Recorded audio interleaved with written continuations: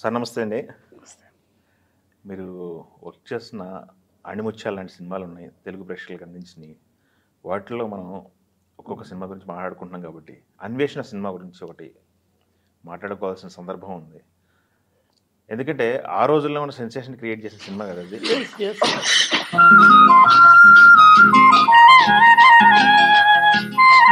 చూడమ్మా, ఈ స్టేషన్ దాటితే అంత అడవి, మీరు ఎక్కడికి వెళ్ళాలి? అడవిలోకి. నేను పక్షులు ఇండియన్ మ్యూజిక్ అనే సబ్జెక్ట్ మీద రీసెర్చ్ చేయడానికి వచ్చాను. రేపటి నుంచి తిరగాల్సింది అడవుల్లోనే. అది మొత్తం కూడా ఒక ఫారెస్ట్ బ్యాక్గ్రాప్ లో నడుస్తుంది కదా. ఎక్కడ షూట్ చేశారు గురు గారు? ఆ ఫారెస్ట్ ఎక్కడది? ఎటు వెళ్ళారు? తలకోన అండి. Okay, Talakona forest. Okay. Tirupati కొండలకి వెనకాల వస్తుంది. ఓహో. అక్కడి నుంచి అటు పక్కకి వెళ్ళిపోతే ఆ లొకేల్స్ అటు వెళ్ళిపోతాయండి. అలవనరీ వెళ్ళిపోతుంది మొత్తం. అది చాలా థిక్ ఫారెస్ట్. అందులో చిన్న వాటర్ ఫాల్ ఆడేది మధ్యలోంచి. రాక్, పెద్ద పెద్ద రాకులు, ఎన్నో వందల సంవత్సరాల వయసున్న చెట్లు, అట్లు, స్పైరల్గా ఉండే ఓడలు, అలాగా బాగుంటుంది. Thick forest. అయితే దానికి ఆ లొకేషన్ ఎలా అనుకుంటే చెప్పారు మాకు. టెలిఫోన్ సత్యనారాయణ ఆ రోజుల్లో ఒక ఆయన ఉండేవాడు. ఆయన ఊరు ఆయన. ఆ ఊరంటే తలకోన కాదు, తలకోన చివర ఆ ఫారెస్ట్కి బయట నేరబైలోని ఒక విలేజ్, ఒక చిన్న స్ట్రీట్ అంతే. ఆయన అక్కడ ఉంటాడు పర్మనెంట్. వాళ్ళ ఆస్తులకి ఇస్తారు. అక్కడ ఉన్నాయి. టెలిఫోన్స్లో పనిచేస్తాడు. ఎర్రగా బుర్రగా యూరోపియన్లా ఉంటాడు. చాలా సినిమాలు మీరు చూస్తే ఇతను అంటారు. ఈ బ్రిటిష్ సినిమాలో అల్లూరి సత్యనారాయణ వాటిల్లో దొరలు ఉంటారు కదా, ఆ క్యారెక్టర్లు పిలిపించేవాడు అనమాట. అతను చాలా ఫ్రెండ్షిప్ పెరుగుతుంది. మాకు లొకేషన్ గురించి అతను చెప్పాడు. ఎందుకంటే టైటిల్స్ పడ్డప్పుడు అన్వేషణ టైటిల్స్ మొత్తం కూడా ఫారెస్ట్ చుట్టూ పిచ్చికలు, పిట్టలు, వాటిపైన టైటిల్స్ అన్ని నడిపారు కదా. అవును. దానికి కూడా టైటిల్ షాట్ కూడా చెప్తాను నేను. కెమెరా కొంచెం చిన్నదండి ఆ రోజుల్లో. ఇప్పుడున్న పెద్ద బల్కీ కాదు, మిచెల్ కెమెరా కాదు, స్టూడియో కెమెరా కాదు. యారీఫ్లెక్స్లో ఎర్లీ మోడల్లో 2B అనే కెమెరా నేను పట్టుకున్నా. దానికి అడుగునేమో చిన్న మోటార్ ఇలా ఉంటుంది. అది పట్టుకున్నమాట. ఇలా పట్టుకొని నేను నిలబడ్డాను. Camera hand held. ఆ సినిమా అంతా హ్యాండ్ హెల్డే. నాకు ఎక్కువ పేరు వచ్చింది దాంతోనే. భానుప్రియ నా వెనకాల నుంచి నన్ను ఇలా పట్టుకుంది. నన్ను ఇలా పట్టుకుని కెమెరా ముందు ఇలా పట్టుకుంది 2 చేతులు. ఆ అమ్మాయి చేతుల్లో మధ్యలోంచి ఎదురుగుంటా కనిపిస్తుంది. నేను నడుస్తూ ఉంటాను, ఇద్దరం కలిసి నడుస్తూ ఉంటాం. అటు 1 పాయింట్ చేతులు వెళ్ళిపోయి నేను మెట్లు ఎక్కుతాను. ఆ కాటేజ్ లోపలికి వెళ్ళిపోతాం. అది ఓపెనింగ్ టైటిల్స్ మీద పడే షాట్. అక్కడి నుంచే మొదలు ఇంకా దాని తగ్గట్టుగా. సో అది తలకోన ఫారెస్ట్. అయితే దానికి ఇంకో ముందు ఏంటంటే మా గురువు గారు విఎస్ఆర్ స్వామి గారు, the legendary cameraman of Telugu. ఆయన ఇప్పుడు నో మోర్. ఆయన చిరంజీవితో సినిమా చేశారు అదే లొకేషన్లో, కోదండరామిరెడ్డి గారి డైరెక్షన్లో.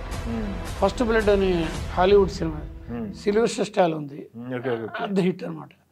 అది బాగా ఇన్స్పైరింగ్గా చేసుకొని పరుచూరి బ్రదర్స్ వాళ్ళంతా కూర్చొని బ్రహ్మాండంగా ట్రీట్ చేశారు. పెద్ద హిట్ ఖైదీ. ఓకే, ఆ లొకేషన్లో చేశారా ఖైదీ అన్వేషణ? ఓకే, ఓ సూపర్ అండి. సో మా గురుగారు చేసిన చోట నేను కూడా వెళ్ళి ఆ సినిమాకి టోటల్గా సినిమాకి ఎంత పేరు ఇచ్చిందో అంత పేరు వంశీ, నేను, ఇళయరాజా జనాన్ని మెప్పించాం. ఎస్, సూపర్ అండి, మామూలు విషయం కాదు అది. ఎన్ని రోజులు చేశారు గురుగారు ఫారెస్ట్లో? సుమారుగా 1 మంత్ అండి. 1 మంత్కి 2 రోజులు అటు ఇటు కరెక్ట్గా చెప్పలేను. కానీ ఇంకో తమాషా ఒకటి ఉంది. క్లైమాక్స్ ఒకటి ఉంటుంది. అది ఎవ్వరికి తెలియదు అక్కడ చేయలేదని. క్లైమాక్స్ అంటే ఊబి సీనే కదా. ఊబి సీన్ అది మెడ్రాస్ వచ్చి ఫిలిం సెంటర్ కలర్ ల్యాబ్ ఉండదు అప్పుడు. ఎల్ఈడి దూరంగా ఎక్కడో దాని వెనకాల పెద్ద పెద్ద తోట, మామిడితో మ్యాంగో తోపు అంటారు కదా, మ్యాంగో తోపు అంటారు తమిళ్లో. దాని లోపలికి వెళ్ళి లొకేషన్ సెలెక్ట్ చేసుకుని ఆ గుంట తవ్వి ఎంత ఉండాలి ఏంటది నేను మళ్ళీ దానికి తగ్గ టెక్నికల్గా ఇలా ఉండాలని చెప్పి.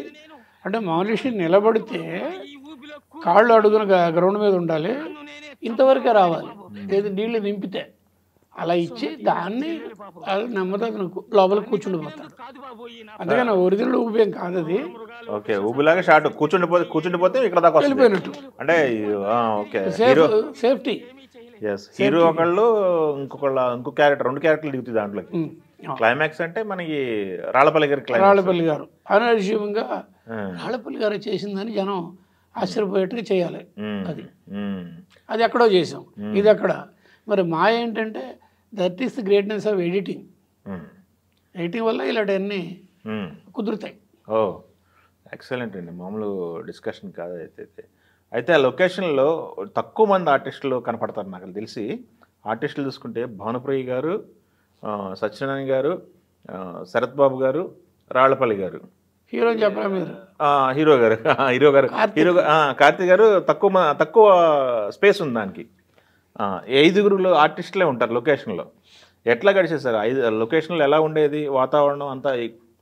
అంటే వంశీకి ఆల్రెడీ మంచి ఫాలోయింగ్ వచ్చిందండి. ఓకే, ఫస్ట్ పిక్చరే హిట్ కొట్టాడు కదా మంచు పల్లకి. సో నేను విడిగా వేరే సినిమాలో నేనున్నాను. ఇదే మగ మహారాజా నాటి ఇట్లలో అప్పటికి నేను ఉన్నాడు, అతను ఉంటాడు. అవును. బట్ మా ఇద్దరు కాంబినేషన్ అందరికీ మళ్ళీ వీళ్ళిద్దరు ఏదో చేయబోతున్నది. సితార మంచి ఇమేజ్ వచ్చింది కాంబినేషన్కి. వంశీ, ఇళయరాజా, ఎంవి రఘు ఈ త్రిమూర్తులు కలిసి వండర్స్ చేస్తారని పబ్లిక్ మాట్లాడుకునేవాళ్ళు అనమాట. సో ఆర్టిస్టులు ఎవరు వచ్చినా ఇప్పుడు భానుప్రియ ఉంది, సితార అమ్మాయికి ఫస్ట్ ఫిలిం. మరి అన్వేషణలోకి వచ్చేటానికి ఇదైపోద్దా, సీనియర్ అయిపోద్దా? మా ముందు వచ్చిన వాళ్ళే కదా వాళ్ళు కదా. సో ఆ క్రెడిట్ వంశీకి పోద్ది. మరి ఆటోమేటిక్గా గ్రాటిట్యూడ్ ఉంటుంది కదండి. చెప్పింది వింటమే. ఏ డ్రెస్ అంటే ఆ డ్రెస్సే, నో ఆర్గ్యుమెంట్. అది వంశీ చాయిస్. వంశీకి కలర్ స్కీమ్స్, దాని కలర్ ప్యాలే అంటాం కదా, మంచి టెక్నికల్ నాలెడ్జ్ ఉంది. ఏ కలర్ ఏంటనేది అతనికి బ్లాక్ అవుట్ బాగా ఇష్టం.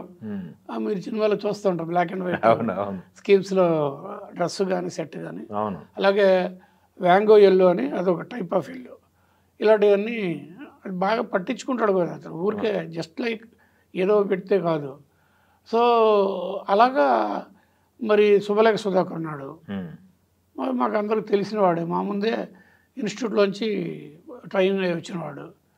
అలాగా అందరూ దమ్ము, బట్టల సత్యం, మల్లికార్జునరావు. మల్లికార్జునరావు అన్వేషణలో ఉన్నారు.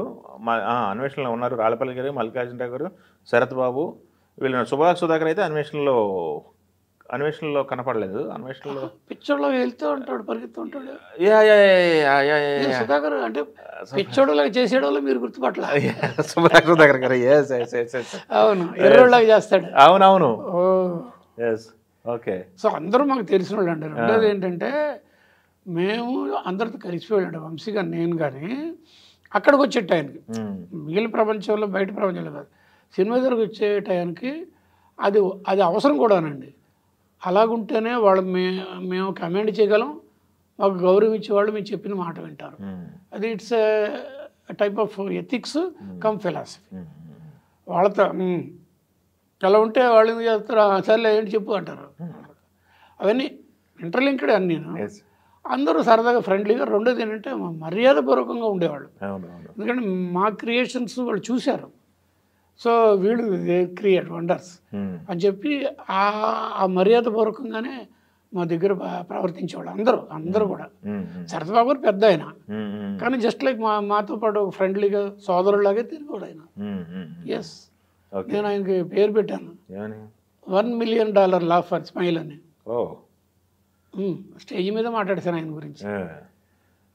అందగాడు, మంచి అందగాడు కూడా, హైట్, అందం, అందరూ కోఆపరేట్ చేసేవాళ్ళు. ఎందుకంటే కాదు, అంత డీప్ ఫారెస్ట్లోకి వెళ్ళి ఎలా ఉన్నారంటే జంతువులు ఏం రాలేదు అప్పుడు అక్కడికి. అంటే 40 కొంచెం డిస్టెన్స్ అండి. మీరు సినిమా గుర్తుంది కదా, కాటేజ్ చేసాం పైన రెక్కలతో, ఇది మన ఎవరు సత్యనారాయణ గారు, అదంతా ఊరు 40 దాటి ఫారెస్ట్ మధ్యలో ఓపెన్ ల్యాండ్ దగ్గర సెట్ వేయించాం. Thotatharani art director. ఇంకా అక్కడి నుంచి లోపలికి వెళ్తే ఫారెస్ట్ స్టార్ట్ అవుద్ది. అక్కడ ఒక స్పాటు అదొకటి. ఈ స్ట్రీట్లో ఇదే 40 విలేజ్లో కొన్ని షాట్లు ఏవో చేసేవాళ్ళు. చెంబు పట్టుకెళ్తే భయపడి పడాలి. మనం ఇందాక అంతా మాట్లాడడం సత్యనారాయణ గారి గురించి ఇప్పుడు వచ్చింది ప్రస్తుతం. పెద్ద ఆయన. అందులో వంశీ కాన్స్పిక్చువస్గా, అది వంశీగా తెలుసు, నాకు కూడా తెలియదు. అట్ వన్ టైము ఆయన ఇలా కావాలని క్రికెట్ లుక్స్ పెట్టించాడు. క్రికెట్ లుక్స్ షౌటింగ్ చేయించారు అది అనిపించారు ఆయనతో అదే, మధ్యమర పెట్టి మధ్య మనం పెట్టి క్రికెట్ లీగ్స్ ఏంటంటే ఈయనే చేస్తున్నాడేమో, ఉమ్, డిస్గైజ్లో ఈయనే చేస్తున్నాడు చేయిస్తున్నాడా, ఉమ్, అది కావాలి కదా. ఉమ్. క్రైమ్ సబ్జెక్ట్లో అదే కావాలి. అది వంశీకి బాగా ప్రతి క్యారెక్టర్ని yes, సస్పెక్టెడ్. yes, yes.